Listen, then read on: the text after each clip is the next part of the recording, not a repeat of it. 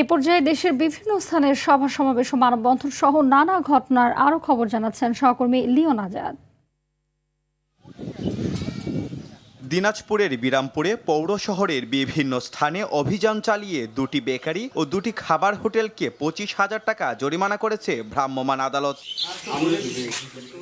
দৈনিক প্রথম আলো ও ডেইলি স্টার অফিসে হামলা, ভাঙচুর, লুটপাট ও অগ্নিসংযোগের প্রতিবাদে জড়িতদের অবিলম্বে গ্রেফতারের দাবিতে মানববন্ধন ও পথসভা অনুষ্ঠিত হয়েছে পাবনার ঈশ্বরদীতে।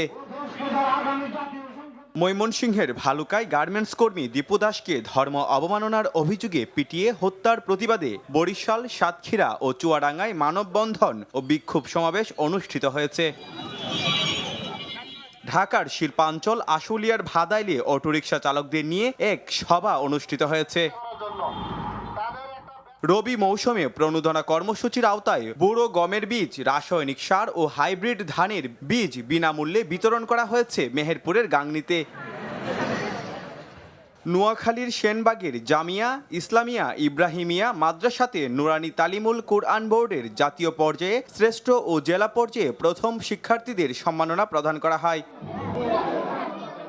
নারায়ণগঞ্জকে এ ক্যাটাগরির জেলা ও মেট্রোপলিটন করার দাবিতে চেম্বার্স অফ কমার্স ইন্ডাস্ট্রিজের উদ্যোগে আলোচনা সভা অনুষ্ঠিত হয়েছে।